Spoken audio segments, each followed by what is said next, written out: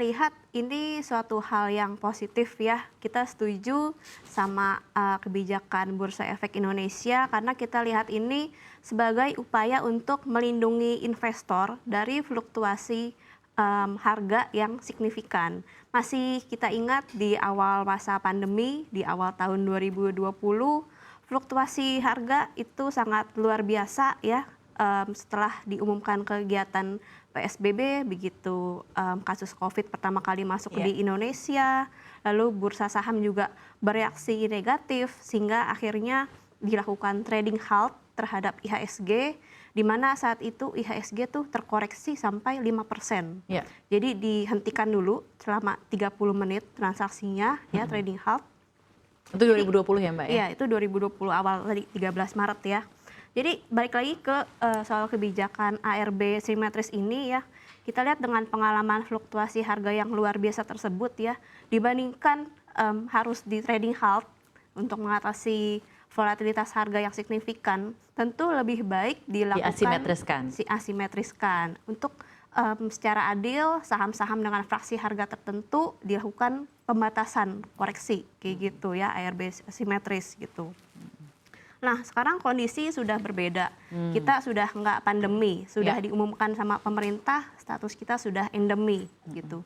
Jelas perubahan kebijakan tentu juga diperlukan dengan kondisi yang sudah berbeda. Apalagi kita juga lihat pemulihan ekonomi di dalam negeri kita tuh terus berlanjut gitu. Indikator-indikator makroekonomi kita juga bahkan melampaui negara peers, negara berkembang sejenis kita ya. Jadi dengan hal tersebut ya kita setuju sih sama kebijakan Bursa Efek tersebut untuk melakukan sekarang gitu. Apalagi juga ini bukan dilakukan secara spontan, sudah ada adaptasi bertahap. Tahap kedua, tahap pertamanya kan sudah dari Juni ya. Dan berjalan dengan baik. Jadi sekarang udah ada adaptasi 3 bulan kurang lebih, waktu yang cukup sih kita lihat investor juga bisa prepare dengan kondisinya. Tadi memang Anda favoring keputusan ini karena sudah bertahap, tadi juga ada momentum pemulihan ekonomi, pandemi sudah dianggap sebagai endemi ya, dan juga memang ada harapan bahwa pelaku pasar akan kembali flourishing lagi ya setelah ini ya, setelah akhirnya pandemi statusnya dicabut. Jadi menurut Anda seharusnya pelaku pasar sudah bisa beradaptasi dengan baik ya Mbak ya sejak ARA dan ARB per 4 September ini diterapkan? Betul. Memang awal-awal beberapa pekan di awal ya adaptasi itu wajar. Tapi kita optimis dengan berkembangnya informasi, dengan persiapan, apalagi ada adaptasi juga dari tahap 1 di bulan Juni, harusnya sudah lebih siap dan bisa berjalan dengan baik ya penerapannya kayak gitu. Dan sekarang akhirnya setelah ARA dan ARB-nya sudah simetris, sudah tahap kedua, untung ruginya Anda melihatnya seperti apa nih Mbak? Karena pasti dengan ada keuntungan pelaku pasar semakin tertarik untuk invest atau buy or sell gitu kan, tentunya spekulasinya semakin luas ruangnya. Untung ruginya seperti apa dan seperti apa juga pengaruh dari ARA ARB simetris ini terhadap nilai transaksi dari Bursa Efek Indonesia, Anda memandangnya? Oke, baik ya.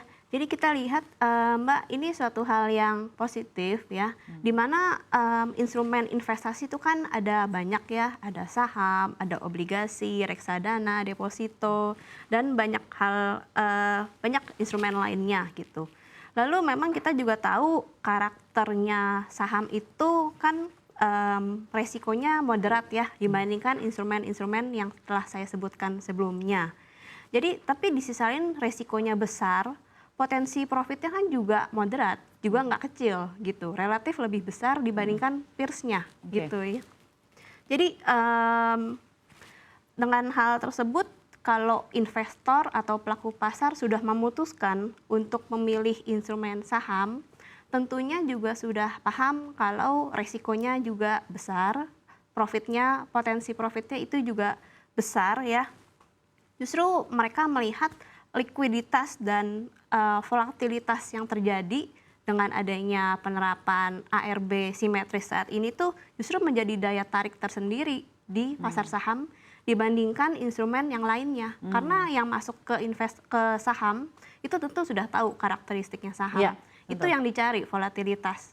Kalau saham ya kurang liquid, sepi-sepi aja instrumennya, tentu kan justru nggak menarik gitu. Kalau range harganya tuh sempit, datar, Ya. profitnya kan lebih sempit range-nya. Berarti ini kan jika membandingkannya sebelum pre-COVID ya Mbak ya. Iya. Jadi memang kita harapkan akan kembali normal lagi seperti pre-COVID. Namun kita ketahui juga per 2020 dengan ada penerapan ARB dan arah asimetris juga ada investor yang baru saja memasuki sebagai pelaku pasar pada saat COVID-19. Dan mereka inilah yang menerima kenyamanan ARB dan arah asimetris dengan ARB yang dijaga tetap berada di kisaran yang jauh lebih kecil dibandingkan arahnya. Nah, bagaimana tanggapan Anda untuk pelaku pasar yang memang memasuki pasar keuangan pada saat COVID-19? Akankah ada adaptasi yang juga cukup berat bagi mereka? Seperti apa? Oke, kalau kita lihat berdasarkan data Bursa Efek ya, jadi investor angkatan corona disebutnya ya, angkatan 2020 sampai sekarang ini itu kan mayoritas dari milenial dan Gen Z range umurnya. Jadi memang yang masih muda-muda ini kan mencari tantangan, mencari suatu instrumen yang volatile, yang menarik, yang potensi profitnya tuh besar. Nah, memang di baliknya ada potensi resiko, tapi justru itu kan yang membuat seru, yang membuat menjadi tantangan untuk berspekulasi. Kayak gitu kita lihatnya. Jadi lagi-lagi melihatnya mindset high risk high return-nya ya. Iya, betul. Dan itu tidak akan berpengaruh terhadap kenyamanan yang sudah dirasakan oleh investor angkatan corona ini. Bagaimana menurut Anda? Oke, jadi memang kita kan kalau penerapan ARB asimetris sebelumnya yang dibatasi koreksi hanya 7%, itu kan sebenarnya bukan kondisi pasar yang sesungguhnya kalau kita lihat, karena kan dibatasi.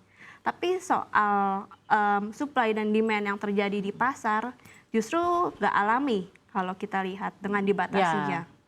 Sekarang dengan kondisi yang apa adanya, yang sudah tidak dibatasi sekecil itu 7%, tapi kita juga masih harus bersyukur ya dibandingkan bursa saham lainnya yang bahkan tidak dibatasi, kita masih lumayan lah gitu. Kita masih regulated ya marketnya ya. Iya, masih moderat lah gitu, masih mudah untuk investor awam, pemula untuk bergabung, berinvestasi di pasar yang intermediate juga masih bisa menghasilkan profit